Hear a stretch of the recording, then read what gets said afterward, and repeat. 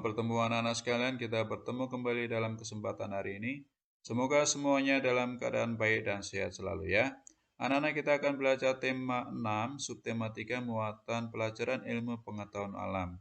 Materi yang akan kita pelajari adalah manfaat pelestarian makhluk hidup, dampak pemanfaatan sumber daya alam secara berlebihan, penyebab kelangkaan sumber daya alam hewan dan tumbuhan, contoh upaya pelestarian sumber daya oleh pelajar, masyarakat, dan pemerintah, dan kita juga akan melihat contoh poster pelestarian sumber daya alam.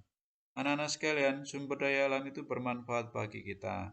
Manfaatnya yang pertama, kita bisa mengurangi kepunahan suatu hewan dan tanaman. Yang kedua, kita bisa menjaga air, tanah, dan udara tidak tercemar dan bermanfaat bagi kehidupan kita. Yang ketiga, kita bisa melestarikan lingkungan antara lain dengan menggunakan waduk dan sengketan untuk memanfaatkan air dan lereng gunung atau lereng bukit untuk pertanian. Anak-anak, ini adalah gambar hewan yang bisa kita manfaatkan susunya, tenaganya, dagingnya, telurnya, dan sebagainya. Dari sayuran dan buah yang asalnya dari tumbuhan bisa kita manfaatkan untuk memenuhi kebutuhan akan pangan kita. Yang ketiga atau yang berikutnya, pantai, tanah yang subur, lahan pertanian yang menghasilkan hasil pertanian dan udara yang segar. Air, tanah, dan udara yang tidak tercemar bisa memberikan kita kehidupan yang menyenangkan. Anak-anak, ini adalah pembangkit listrik tenaga air yang memanfaatkan air sungai yang dibendung, yang bisa menghasilkan energi listrik dan juga airnya untuk irigasi atau pengairan sawah. Dan ini adalah sengketan, yaitu cara tanam dengan bertingkat-tingkat pada lereng gunung atau lereng bukit, sehingga bisa menjaga kesuburan tanah dan juga mencegah erosi dan tanah longsor pada waktu musim hujan.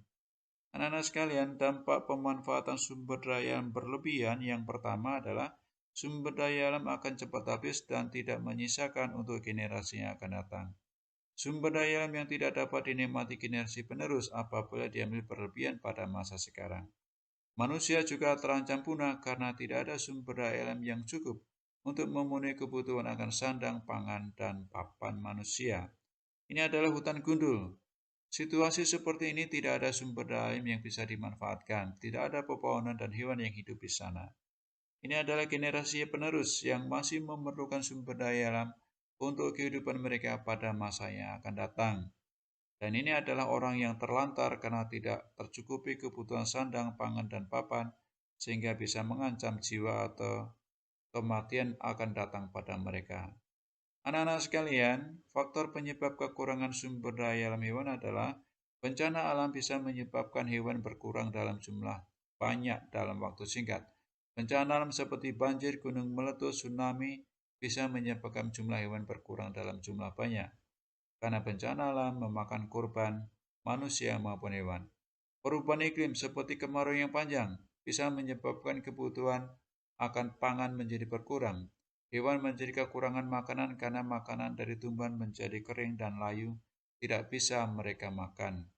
Serangan penyakit pada hewan ternak seperti ternak ayam bisa mati dalam jumlah banyak kalau terkena penyakit dan tidak bisa diobati dengan cepat.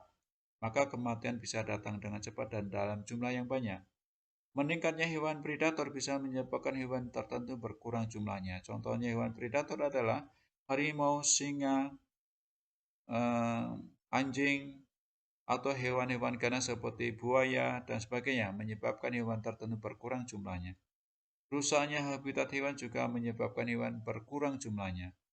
Perburuan liar yang dilakukan manusia juga menyebabkan hewan menjadi langka dalam jumlah yang tidak banyak lagi. Tinggal sedikit maka dibilang langka. Anak-anak, kebakaran seperti ini akan menyebabkan hewan menjadi ikut terbakar yang tinggal di sana. Tsunami, naiknya gelombang air laut ke daratan, juga bisa menyebabkan kematian hewan dalam jumlah banyak dalam waktu singkat. Kemarau yang panjang bisa menyebabkan kekurangan makanan. Hewan-hewan tidak dapat rumput, tidak ada yang bisa dimakan, buah, biji-bijian, daun. Ini juga tempat yang kering sehingga tidak ada yang bisa dimakan oleh hewan, maka hewan akan menemui kematian. Ini adalah contoh predator, yaitu harimau yang bisa memakan hewan-hewan ternak dan hewan-hewan yang lain. Maka hewan tertentu bisa berkurang jumlahnya.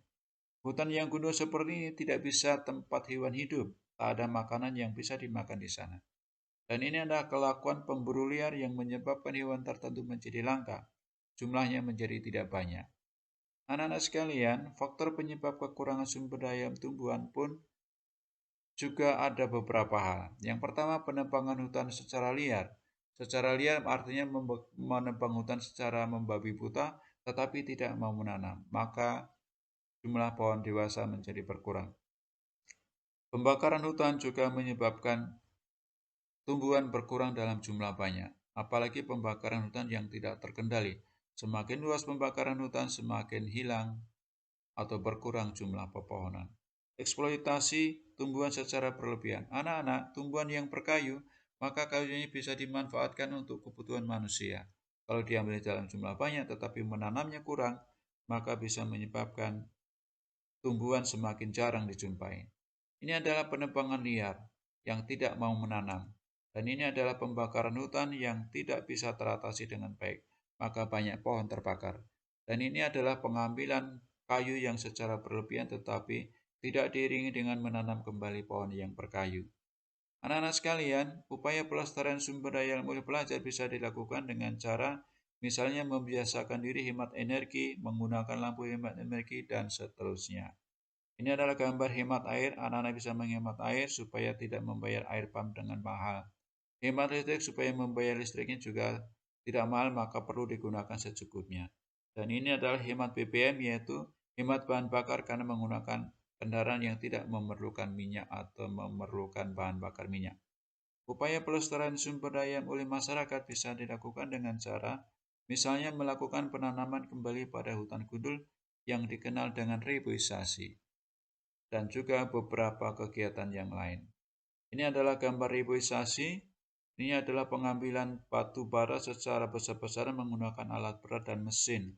Dan ini adalah upaya masyarakat menanam pada lereng yang berbukit dengan cara terasering.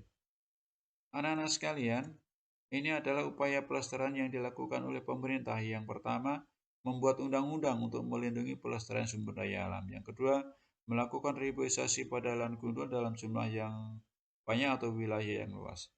Dan beberapa langkah yang lain, seperti mengelola sampah supaya menjadi bermanfaat bagi masyarakat. Ini adalah undang-undang tentang konservasi sumber daya alam dan ekosistemnya.